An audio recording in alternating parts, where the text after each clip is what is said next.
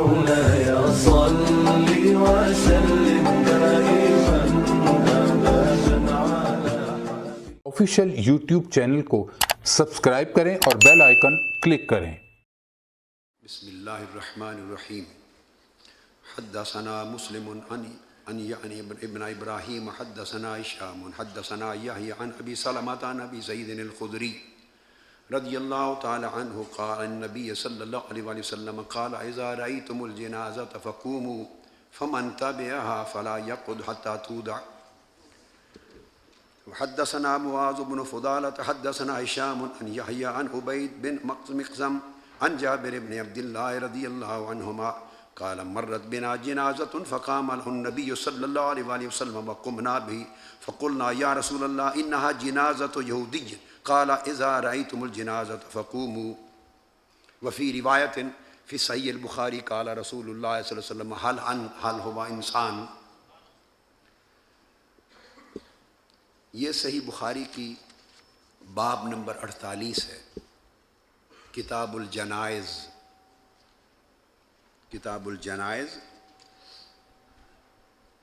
باب نمبر 48۔ تیسری حدیث بھی اسی موضوع پر پڑھ لوں۔ حدثنا آدم قال حدثنا شعبہ قال حدثنا عمرو بن مرہ قال سمعت عبد الرحمن بن ابی لیلى قال كان سهل بن حنيف وقيس بن سعد قائدين بالقادسية فمروا عليهم الجنازة فقام وقيل لهما إنها من أهل الأرض أي من أهل الذمة فقال إن النبي مرت به جنازة فقام وقيل له إنها جنازة يهودي فقال أليست نفسا أو كما قال۔ آقا علیہ الصلوۃ والسلام نے اس حدیث میں 3 حدیثیں ہیں جو امام بخاری لائے ہیں۔ باب نمبر 48 کتاب الجنائز، باب ہے باب من تبع جنازت فلا یقعد حتی تودع۔ دوسرا باب ہے 49 باب من قام لجنازت یہودی۔ حضور علیہ الصلوۃ والسلام نے فرمایا جو شخص جنازہ دیکھے گزر رہا ہے تو تم کھڑے ہو جایا کرو اس کے احترام میں، اور اگر تم اس کے ساتھ جا رہے ہو تو جب تک وہ جنازہ رکھ نہ دیا جائے اس وقت تک قیام کرو۔ دوسری حدیث میں بھی یہ حضور علیہ السلام نے فرمایا، یہودی کا جنازہ تھا، قیام ہوا، آپ نے فرمایا کہ جب تم کوئی جنازہ دیکھو تو قیام کرو۔ تیسری حدیث میں جو سہل بن حنیف اور قیس بن سعد روایت کرتے ہیں کہ قادسیہ میں وہ دونوں بیٹھے تھے، ایک جنازہ گزرا، وہ دونوں کھڑے ہو گئے، ان سے کہا گیا کہ یہ اہل الذمہ کا یعنی کسی یہودی کا جنازہ ہے۔ اس پر دونوں صحابہ نے بیان کیا کہ ہم نے حضور نبی اکرم صلی اللہ علیہ وآلہ وسلم کو دیکھا، آپ کے آگے سے جنازہ گزرا، آپ نے قیام فرمایا، آقا علیہ السلام سے عرض کیا گیا یا رسول اللہ یہ یہودی کا جنازہ ہے، فرمایا بے شک یہودی ہے مگر نفس انسانی ہے یا نہیں، انسان کی جان ہے۔ 2 مسائل اس میں سے اخذ ہوئے، ایک کا تعلق عقیدہ کے ساتھ، ایک کا تعلق آداب کے ساتھ۔ عقیدہ کی جو فرع ثابت ہوئی وہ یہ کہ جنازہ نفس انسانی کا ایک جنازہ ہے، میت ہے، وہ گزر رہا ہے تو اس کے لیے احترام میں قیام کا حکم دیا، یہ قیام تعظیم ثابت ہوا۔ جب جنازے کی تعظیم میں قیام جائز ہے تو ذکر مصطفیٰ کی تعظیم میں قیام کرنا اولیٰ تر، افضل و اولیٰ۔ ایک جنازے کی تعظیم میں قیام ہے، کہاں وہ اور کہاں ذکر رسول صلی اللہ علیہ وسلم اور ذکر ولادت رسول اور نعت رسول صلی اللہ علیہ وسلم اور صلحاء اور مشائخ اور صالحین ان کی آمد ہو تعظیماً تقریباً قیام۔ ہر چند کے قیام پر بہت ساری احادیث ہیں، آج دن کے درس بخاری میں گزر چکی جب آقا علیہ السلام نے فرمایا اذا اقیمت الصلاۃ فلا تقوموا حتی ترونی۔ تو یہاں استدلال جنازہ کے احترام میں قیام سے کیا، قیام تعظیم کا۔ امام بخاری 1310 1311 1312 تینیں حدیثیں مسلسل اس باب میں لائے۔ اس کے بعد آگے امام بخاری ایک قول لائے ہیں، قال زکریا عن الشعبی عن ابن ابی لیلہ کان ابو مسعود و قیس یقومان للجنازہ. پھر چوتھا قول لائے ہیں کہ عبداللہ ابن مسعود و حضرت قیس وہ بھی جنازہ دیکھ کر قیام کرتے تھے. تو بعض لوگوں کے ذہن میں جو قیام کے بارے میں غلط تصور ہے کہ قیام جائز نہیں، اور ان کے ہاں دلیل یہ تصور کی جاتی ہے کہ قیام کا مطلب ہے گویا عبادت. قیام تو یاد رکھ لیں، قیام ہمیشہ بغرض عبادت نہیں ہوتا. انما الاعمال بالنیات. کبھی قیام امداد ہوتا ہے، کسی کو مدد کرنے کے لیے قیام ہوتا ہے. اگر بنیت عبادت ہو تو پھر قیام عبادت ہے، اور غیر خدا کے لیے کبھی قیام عبادت کی غرض سے نہیں ہوتا. تو قیام تعظیم کے لیے ہوتا ہے، سنت ہے. کبھی قیام محبت کے لیے ہوتا ہے، سنت ہے. آقا علیہ السلام قباء سے مدینہ تشریف لے جا رہے ہیں، صحیح بخاری میں ہے. آگے محلہ بنی نجار سے گزرے، اور حدیث کے لفظ آتے ہیں کہ عورتیں اور بچے عرس سے واپس آ رہے تھے. اس سے عرس نہ ثابت کر لینا، شادی سے واپس آ رہے تھے. اور ایک اور روایت میں ہے، یہ صحیح بخاری میں ہے، اس کی شرح میں ایک اور حدیث میں آیا کہ آقا علیہ السلام کو دیکھ کر وہ پڑھنے لگے، نعتیہ کلام پڑھنے لگے. تو ان کو دیکھ کر آقا علیہ السلام نے قیام فرمایا. اور وفی روایت انہوں نے آقا علیہ السلام کی شان میں کچھ پڑھا. تو آقا نے پوچھا کہ ایسا کیوں کر رہے ہو؟ انہوں نے کہا آپ سے محبت ہے. فرمایا اس اللہ کی قسم جس کے قبضہ قدرت میں میری جان ہے، مجھے بھی تم سے محبت ہے. امام اسقلانی، امام عینی، امام کرمانی، ان تمام ائمہ حدیث اور شارحین نے لکھا کہ یہاں قیام فرحت تھا، یہ قیام مسرت تھا. تو کبھی خوشی کا قیام ہے، کبھی تعظیم کا قیام ہے، کبھی استقبال کا قیام ہے. جیسے فرمایا فلا تقوموا حتی ترونی، جب مجھے گھر سے باہر نکلتا دیکھو تو قیام کیا کرو. تو قیام کی اقسام ہیں. تو اس لیے اس حدیث سے قیام تعظیم، ذکر رسول میں قیام. حضرت جعفر جب واپس حبشہ سے آئے، حدیث پاک میں ہے، تو آقا علیہ السلام تشریف فرما تھے. دور سے انہوں نے آقا علیہ السلام کو دیکھا اور آقا نے ادھر دیکھا، آنکھوں سے آنکھیں چار ہوئیں. حضرت جعفر وجد میں آ کے رقص کرنے لگ گئے. رقص کی حدیثیں دن کو بہت ہو گئیں. بہجت النور فی رقص الوجد والسرور، یہ رسالہ عربی کا میں نے لکھا ہے، احادیث پر ہو چکی. یہ ایک الگ حدیث ہے. جب حبشہ سے پلٹے تو آقا علیہ السلام سامنے تشریف فرما تھے، نگاہیں چار ہوئیں. جب دیکھا کہ حضور خوش ہو کے مجھے دیکھ رہے ہیں، اس کیف اور سرور میں رقص کرنے لگے، وجد میں آ گئے. آقا علیہ السلام نے اس کی محبت کو دیکھا تو قیام کیا، اٹھ کے کھڑے ہوئے اور جا کے ماتھا چوم لیا. محدثین نے لکھا یہ قیام محبت ہے. تو آقا علیہ السلام کے لیے جب ہم قیام کرتے ہیں، یہ گمان کرنا غلط ہے کہ معاذ اللہ کوئی یہ عقیدہ رکھتا ہے کہ اب ولادت ہوئی ہے. کوئی جاہل بھی نہیں سمجھ سکتا، ولادت 15 صدیاں قبل ہو چکی. اس محفل میں ولادت نہیں ہوتی، اس محفل میں ذکر ولادت ہوتا ہے. لہٰذا آقا علیہ السلام کے ذکر ولادت پر جو قیام ہوتا ہے، یا وہ قیام فرحت ہے، خوشی کا، مسرت و فرحت کا قیام، یا وہ قیام تعظیم ذکر ہے صلی اللہ تعالی علیہ وآلہ وسلم، یا وہ قیام محبت ہے. بہر طور قیام سنت ہے. اس کے بعد حدیث نمبر 1314، باب نمبر 50، باب حمل الرجال الجنازة دون النساء. حدثنا عبد العزيز بن عبد الله حدثنا الليث عن سعيد المقبري عن أبيه أنه سمع أبا سعيد الخدري رضي الله تعالى عنه أن رسول الله صلى الله عليه وسلم قال إذا بدأت الجنازة فاحتملها الرجال على أعناقهم فإن كانت صالحة قالت قدموني وإن كانت غير صالحة قالت يا ويلها أين يذهبون بها يسمع صوتها كل شيء إلا الإنسان ولو سمعه صائق. آقا علیہ السلام نے فرمایا کہ جب جنازہ اٹھایا جاتا ہے اور لوگ کندھوں پر اس کو رکھ کر چلتے ہیں، اس سے سیمائے موتا، شک لکھتے چلے جائیں، اس حدیث سے سیما موتا ثابت ہوا کہ مردے سنتے ہیں، مردے سنتے ہیں۔ تو آقا علیہ السلام نے فرمایا کہ جب کندھوں پر جنازہ رکھ کے چلتے ہیں فَإِنْ كَانَتْ صَالِحَةً، اگر وہ میت نیک اور صالح شخص کی تھی، قالت قدمونی، تو وہ کہتی ہے مجھے جلدی لے کے چلو۔ اس کا مطلب ہے کہ وہ ان کی رفتار سے وہ میت مطمئن نہیں ہوئی، تو گویا اس میت کو ان کی رفتار کا بھی شعور ہے، وہ مزید تیز جانا چاہتی ہے۔ کیوں تیز جانا چاہتی ہے؟ کہ اسے معلوم ہے کہ پہنچتے ہی شام دیدار مصطفیٰ ہونے والا ہے۔ وہ اس لمحے میں تاخیر گوارا نہیں کرتی، میت اس لمحے میں تاخیر گوارا نہیں کرتی، تو کہتی ہے قدمونی، جلد لے کے چلو۔ اور اگر غیر صالح ہے تو گھبرا کے کہتی ہے افسوس مجھے کدھر لے جا رہے ہو۔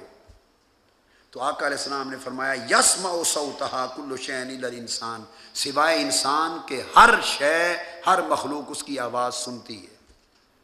تو اس حدیث سے ہر میت کا بلا تمیز و بلا امتیاز اس کا پہچاننا بھی ثابت ہوا، شعور بھی ثابت ہوا، بولنا بھی ثابت ہوا، اور اس کی آواز۔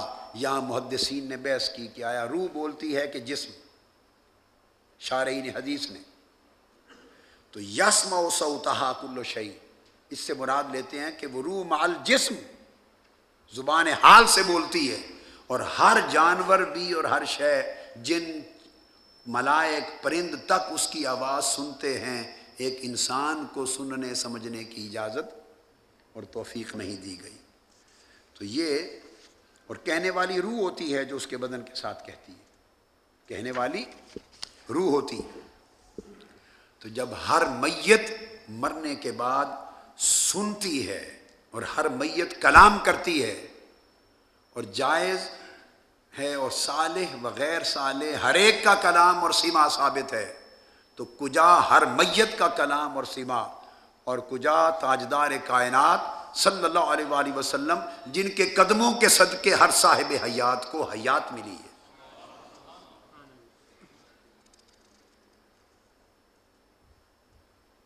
امام بخاری آگے 1315 پر بھی یہی حدیث لائے ہیں، باب السرعۃ بالجنازہ، یہی ثابت سیمائے موتا۔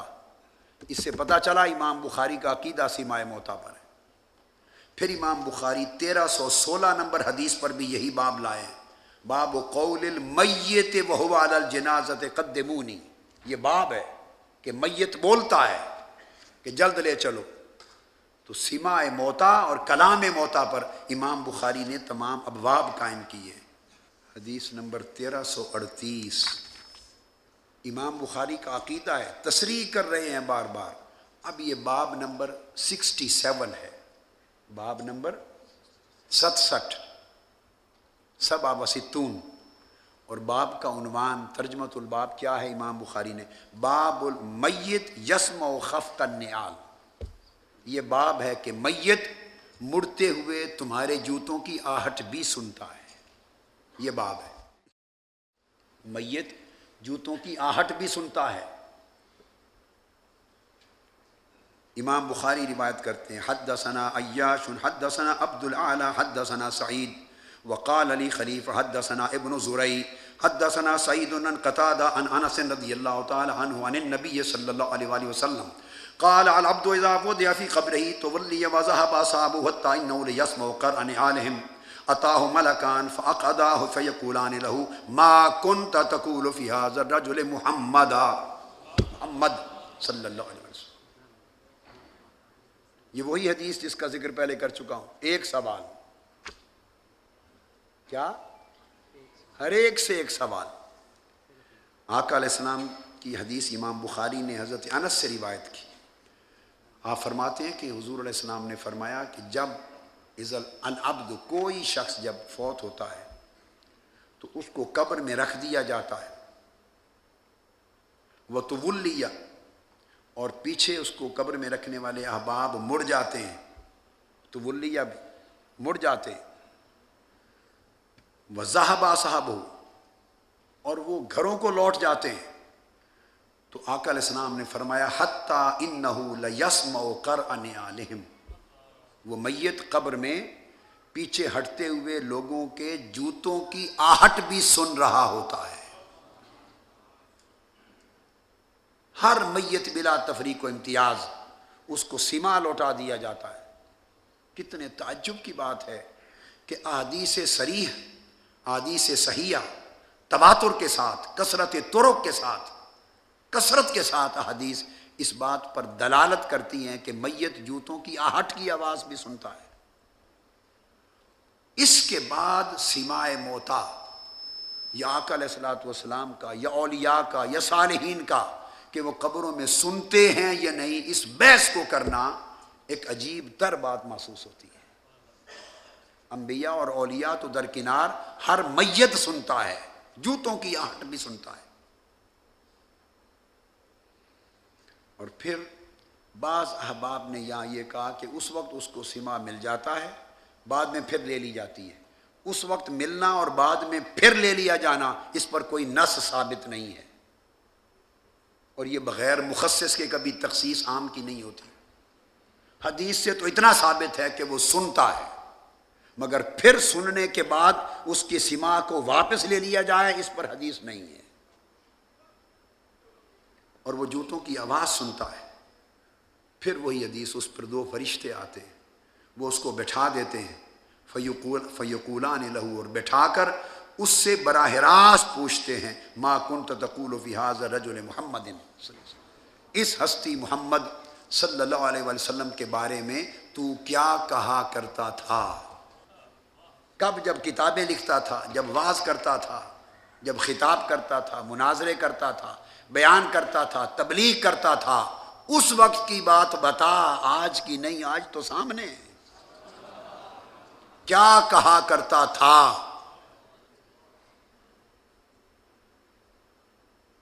تو آقا علیہ الصلوۃ والسلام کی معرفت، محبت و اتباع سے جس نے یہاں پیدا کر لی ہوگی، اسی کو توفیق معرفت وہاں نصیب ہوگی۔ ایک ہی سوال بیان کر کے پھر امام بخاری فرماتے ہیں، حدیث حضرت انس، فیقول اشہد انہ عبد اللہ ورسولہ، میں گواہی دیتا ہوں یہ رسول پاک صلی اللہ علیہ وسلم اللہ کے برگزیدہ بندے اور رسول ہیں۔ جب آقا کو پہچان لیا، آگے روایت کیا، فیقال انظر الی مقعدک من النار ابدلک اللہ بہ مقعدا من الجنہ، عین اسی لمحے اس کو دوزخ دکھائی جاتی ہے، دوزخ دکھائی جاتی ہے ایک طرف، دوسری طرف جنت دکھائی جاتی، اور میت کو کہا جاتا ہے اس دوزخ کو دیکھ، اور کہا جاتا ہے انظر الی مقعدک من النار، دیکھ، اگر تو محبوب مکرم صلی اللہ علیہ وسلم کو نہ پہچانتا تو تیرا ٹھکانہ یہ تھا، دوزخ تھا، دیکھ لے اپنا ٹھکانہ دوزخ میں۔ دوزخ کا ٹھکانہ دکھایا جاتا ہے۔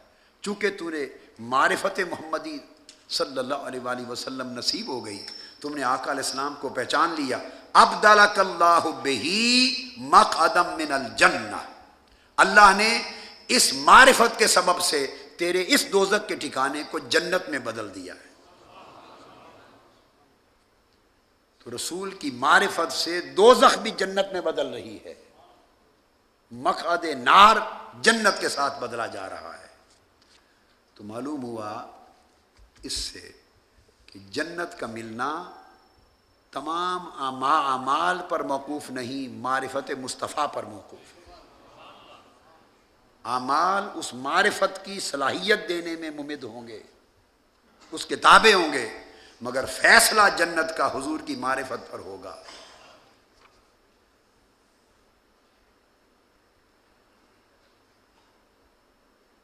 اس کے بعد آگے متصل 1339 نمبر اگلی ہی حدیث امام بخاری لائے ہیں، باب نمبر 68 حدثنا محمود حدثنا عبد الرزاق قال اخبرنا معمر عن ابن طاووس عن ابي هريره رضی اللہ تعالی عنہ قال ارسل ملک الموت الى موسى علیہ السلام فلما جاءه سكه فراجع الى ربه فقال ارسلتني الى عبد لا يريد الموت۔ یہ صحیح بخاری ہے۔ آقا علیہ السلام نے فرمایا، ابو ہریرہ رضی اللہ تعالیٰ عنہ راوی ہیں، فرمایا کہ موسیٰ علیہ السلام کی طرف ملک الموت کو بھیجا گیا، وہ روح قبض کرنے کے لیے آئے۔ چونکہ یہ سن چکے ہیں آپ کہ ہر نبی کو، میں نے احادیث بیان کر دی دن میں، ہر نبی کو وفات سے قبل اختیار دیا جاتا، التخییر بین الموت والحیات۔ ہم مرتے ہیں مجبوری کا، نبی کی وفات ہوتی ہے مختاری کی۔ نبی وفات کو اختیار فرماتے ہیں، یہ اللہ کا اذن ہے ان کو۔ اس لیے میں نے کہا تھا، یہ شک سمجھائی تھی کہ موت ہمیں تو فنا کرے تو بات سمجھ میں آ سکتی ہے کہ ہم مجبور ہیں موت کے سامنے۔ نبی کی حیات کو فنا کیسے کرے؟ نبی نے تو موت خود حاصل کی ہے، وہ نبی کے اختیار کے تابع ہے۔ ملک الموت موسیٰ علیہ السلام کے پاس گئے اور جا کر روح قبض کرنے کا ذکر کیا۔ موسیٰ علیہ السلام جلالی تھے، جس انداز سے ملک الموت نے بات کی موسیٰ علیہ السلام کو پسند نہیں آئی، موسیٰ علیہ السلام کو پسند نہیں آئی، ایک تھپڑ مارا اور ملک الموت کی آنکھ نکال دی۔ اس سے ایک بات جو عقیدے کے باب میں فرعی بات، فروع میں سے معلوم ہوئی کہ فرشتہ چونکہ انسانی صورت میں آیا تھا، یہ تمثل ارواح اور تجسد ارواح کی بات ہے، جسد کی شکل میں آئے تھے، جسمانی شکل میں۔ تو جب جسمانی شکل میں کوئی آئے، تجسد اور تمثل ہو، تو پھر اسی جسد کے احکام وارد ہوتے ہیں۔ اگر اپنی اصل حالت نور میں ہوتے تو نہ تھپڑ لگتا نہ آنکھ نکلتی، لیکن چونکہ جسمانی انسانی بشری پیکر کی شکل میں آئے تھے، لہٰذا اس وقت وہی احکام وارد ہوئے، آنکھ نکل گئی۔ اور یہاں ایک بات کہہ دوں، وہ ایک وجدانی بات ہے۔ موسیٰ علیہ السلام کو اس بات پہ لگتا ہے ناراضگی نہیں ہوئی ہوگی کہ مجھ سے یوں کیوں کہا ہے۔ ان کو معلوم تھا کہ میرے بعد نبی آخر الزمان بھی آ رہے ہیں، اگر بات کرنے کا ڈھب یہ ہے تو میں تو گوارا کر لوں گا، کہیں بارگاہ مصطفیٰ میں اس انداز سے بات نہ کر دینا۔ یہ تربیت کی تھی، تادیب کی تھی، اس بارگاہ میں ایسی بات نہ کر دینا۔ تھپڑ سے آنکھ نکال دی۔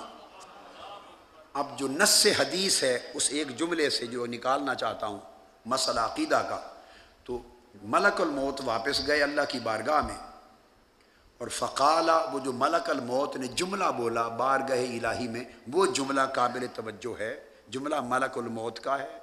روایت حضور علیہ السلام نے فرمایا اور تخریج امام بخاری نے کی۔ وہ جملہ کیا ہے؟ ملک الموت نے کہا، ارسلتنی الی عبد لا یرید الموت، اے اللہ تو نے مجھے ایک ایسے بندے کے پاس بھیجا ہے جو مرنا چاہتا ہی نہیں۔ یہ عقیدہ ہے ملک الموت کا کہ نبی چاہے تو مرے وفات پائے، چاہے تو واپس رد کر دے موت کو۔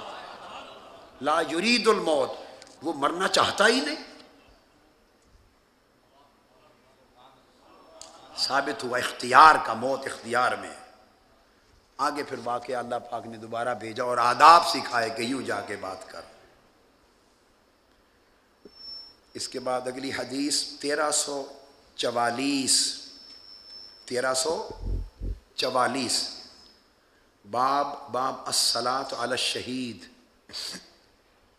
باب نمبر 72 الصلاۃ علی الشہید۔ حدثنا عبد الله بن يوسف حدثنا الليث حدثني يزيد بن ابي حبيب عن ابي الخير عن عقبة بن عامر ان النبي صلى الله عليه وسلم خرج يوما فصلى على اهل احد صلاته على الميت ثم انصرف الى المنبر فقال اني فرط لكم وانا شهيد عليكم واني والله لا انظر الى حوضي الان وإني أوتيت مفاتيح خزائن الأرض أو مفاتيح الأرض وإني والله ما أخاف عليكم أن تشركوا بعدي ولكن أخاف عليكم أن تنافسوا فيها۔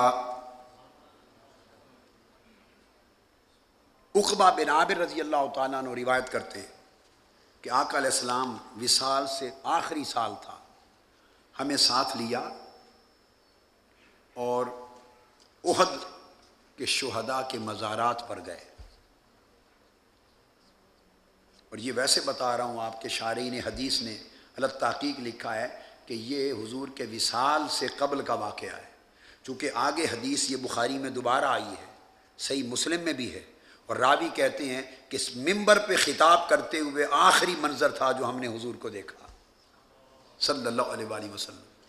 اور آگے حدیث میں یہ کلمات بھی آئے ہیں کہ ایسا حضور نے صلاۃ پڑھی جیسے الوداع کرنے والا پڑھتا۔ تو اس پہ محدثین نے کہا کہ آخری سال کا واقعہ ہے، گویا 8 سال گزر گئے تھے شہدائے بدر، شہدائے احد کو۔ اب جو بات سمجھنے والی وہ یہ کہ آقا علیہ السلام نے تمام صحابہ کو ساتھ لیا اور ایک پورا اجتماع شہدائے احد کی زیارت کے لیے گیا۔ سو اجتماعی طور پر مزارات کی زیارت کو جانا سنت رسول ہے۔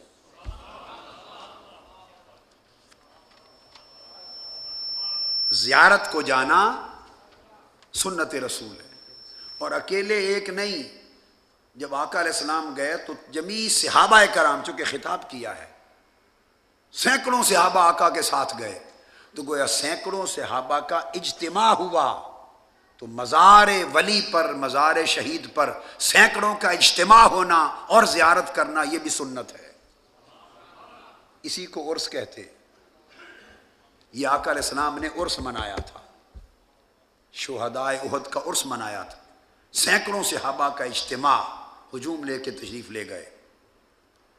آپ کہیں گے کیسے عرس ثابت ہوا؟ سنیے، جب آپ نے نماز پڑھ لی یا دعا فرما لی، دونوں معانی آئے ہیں شارحین کے ہاں۔ ثم انصرف الی المنبر،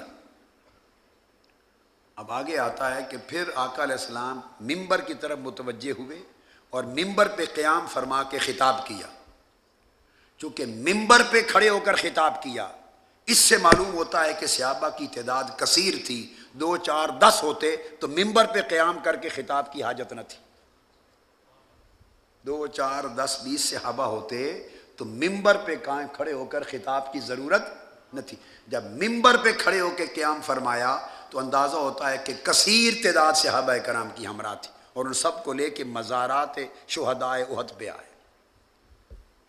اب اگلا نکتہ، ثم انصرف الی المنبر، یہ تو قبریں تھیں شہدائے احد کی، یہ تو قبریں تھیں، وہاں منبر کہاں سے آ گیا؟ یہ تو قبریں تھیں شہدائے احد کی، منبر کہاں سے آ گیا؟ معلوم ہوتا ہے کہ منبر لے کر گئے تھے یا منگوایا گیا تھا۔ تو جاتے ہوئے یہ ارادہ تھا کہ صرف زیارت ہی نہیں ہوگی، خطاب ہوگا، مزار کی زیارت ہو، سینکڑوں کا اجتماع ہو، منبر لگے اور منبر پر خطاب ہو، یہ اجزاء مل جائیں تو اس کو عرس کا نام دیا جاتا ہے۔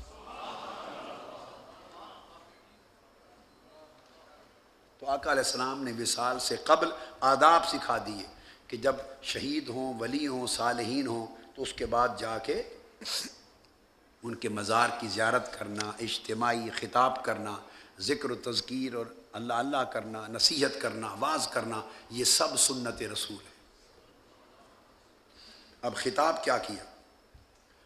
خطاب میں آقا علیہ السلام نے اپنے فضائل و مناقب بیان کیے۔ آپ اس پوری حدیث کو پڑھ لیں، احکام شریعت میں سے کوئی مسئلہ بیان نہیں کیا۔ احکام شریعت میں سے اس خطاب میں جو شہدائے احد کے مزار پر کیا گیا، مزارات پر، احکام پر خطاب نہیں تھا، فضائل اور مناقب کے موضوع پر تھا، شان مصطفیٰ پر تھا۔ حضور کے خطاب کا موضوع کیا تھا؟ شان مصطفیٰ صلی اللہ علیہ وسلم۔ فرمایا انی فرۃ لکم، لوگوں میں تم سے پہلے جا رہا ہوں تاکہ آگے تمہاری بخشش کا انتظام کروں، تمہارا استقبال کروں گا اور جوڑ رکھوں گا، تمہاری بخشش کا سامان کرنے جا رہا ہوں۔ تو آقا علیہ السلام نے فرمایا انی فرۃ لکم، وفی روایت قال حیاتی خیر لکم ومماتی خیر لکم، میں تم میں تھا تب بھی تمہیں فیض دیتا رہا، اب آگے جا رہا ہوں، وفات بھی تمہارے لیے باعث فیض ہوگی، تمہیں بخشوانے کا سامان کرنے جا رہا ہوں۔ شان مصطفیٰ بیان کی۔ وانا شہید علیکم، حدیث کے ایک ایک جملے کو، ایک ایک لفظ کو دوسرے کے ساتھ ربط بین الالفاظ کے تحت حدیث کو پڑھیں۔ پہلا جزیہ فرمایا انی فرۃ لکم، اشارہ وفات کا دیا، اور آخرت میں صحابہ کرام اور امت کی شفاعت کا دیا کہ جا رہا ہوں تمہاری شفاعت کا بندوبست کرنے، وفات ہو گئی۔ اب اس کے بعد فرمایا وَأَنَا شَهِيدٌ عَلَيْكُمْ، اور یہ نہ سمجھنا کہ میں رخصت ہو گیا، نہیں، پھر بھی تمہیں دیکھتا رہوں گا، تمہارے اوپر گواہ رہوں گا، نگہبان رہوں گا۔ اب فرۃ لکم اور شہید علیکم کے درمیان ایک معنوی ربط ہے۔ فرۃ لکم وصال کی خبر دیتا ہے کہ جا رہا ہوں آگے، اور شہید علیکم اشارہ دیتا ہے کہ کہیں یہ نہ سمجھنا کہ اب میں نہیں رہا، نہیں، میں تم پر نگہبان رہوں گا، تمہارے اعمال مجھ پر پیش ہوتے رہیں گے، تمہارے درود و سلام پیش ہوتے رہیں گے، میں تمہارے اعمال نیک و بد سے خوش اور غمزدہ ہوتا رہوں گا، اور ہر لمحہ تم سے باخبر رہوں گا۔ یہ شان مصطفیٰ بیان فرما رہے ہیں۔ وَإِنِّي وَاللَّهِ لَأَنظُرُ إِلَىٰ حَوْضِي الْآن، پھر تیسرے جملے میں خوشخبری دی کہ ایک حوض تیار ہو رہا ہے، حوض کوثر، اور میں ابھی اس حوض کوثر کو دیکھ رہا ہوں۔ اب یہ حوض کوثر قیامت کے دن ہوگا، ہے جنت کی نہر جنت میں، مگر اس کا ظہور کیا قیامت کے دن ہوگا، اور وہ حقائق غیبیہ میں سے ہے، وہ حقائق غیبیہ میں سے ہے۔ کھڑے ہیں مدینہ کی سرزمین پر، احد کے پہاڑ کے پاس، اور فرما رہے ہیں ابھی اسی لمحے میں اس حوض کوثر کو دیکھ رہا ہوں جو جنت میں ہے یا جو قیامت کے دن ظاہر ہونے والا ہے۔ گویا وہاں کھڑے ہو کر جنت بھی دیکھ رہے ہیں، اور جس دن قیامت بپا ہوگی اس دن کا منظر بھی دیکھ رہے ہیں۔ وَإِنِّي أُوتِيتُ مَفَاتِيحَ خَزَائِنِ الْأَرْضِ، اور زمین کے سب خزانوں کی ساری چابیاں مجھے عطا کر دی گئی۔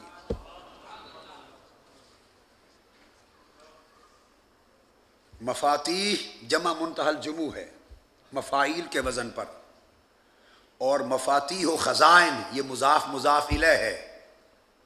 جب مضاف بھی جمع ہو اور مضاف الیہ بھی جمع ہو، اور مضاف پھر جمع منتہی الجموع ہو، تو اضافت جمع کی جمع پر ہو تو استغراق کلی کا فائدہ دیتا ہے، کلیت پہ دلالت کرتا ہے۔ تو بتا رہے ہیں کہ اوتی تو مفاتیح خزائن الارض، جتنی قسموں کے خزانے ہیں، جتنی قسموں کے خزانے ہیں، اور ان کی جتنی چابیاں ہیں رب نے مجھے عطا۔ تو خزانوں کے مالک بھی حضور اور چابیوں کے مالک بھی حضور۔ وہاں اللہ پاک نے قرآن مجید میں فرمایا عندہ مفاتیح الغیب، چابیاں میرے پاس ہیں غیب کی، اور چابی اس لیے ہوتی ہے کہ جس کو کھول کے دینا ہو دیا جائے۔ غیروں کے لیے تالا ہوتا ہے، اپنوں کے لیے چابیاں ہوتی ہیں۔ تو آقا نے بھی امت کو اشارہ فرمایا کہ زمین کے کل خزانوں کی چابیاں مجھے دے دی ہیں، انما انا قاسم، تم میرے قدموں سے جڑ جاؤ، جس کو طلب ہوگی، صدق کا تعلق ہوگا، اس کو خزانوں سے بھر دوں گا۔ او مفاتیح الارض، یا زمین کی چابیاں دے دی گئیں، اور اس میں مستقبل میں فتوحات اسلام کا بھی اشارہ ہے، اور اس میں یہ جو تیل نکلے آقا علیہ السلام نے عرب کی سرزمین کے تیل کا اشارہ بھی ہے۔ اگر آپ کہیں کہ ایسی بات کا دی، امام ابن حجر اسقلانی کو اٹھا کے دیکھیے، وہ بھی لکھتے ہیں تیل کا اشارہ ہے۔ کل خزانے، معدنیات، جو کچھ زمین سے نکلا آقا علیہ السلام نے 1400 سال قبل بیان فرما دیا۔ معدنیات جو کچھ نکلی فرمایا مجھے دے دی گئی ہیں، اور اب اس کے بعد جس وقت میں جو ظاہر ہوگا اور جو کھائے گا اس میں سے وہ میرے قدموں کا صدقہ کھائے گا۔ مانے یا نہ مانے الگ بات ہے، مگر کھائے گا ہر کوئی مصطفیٰ کے قدموں کا صدقہ۔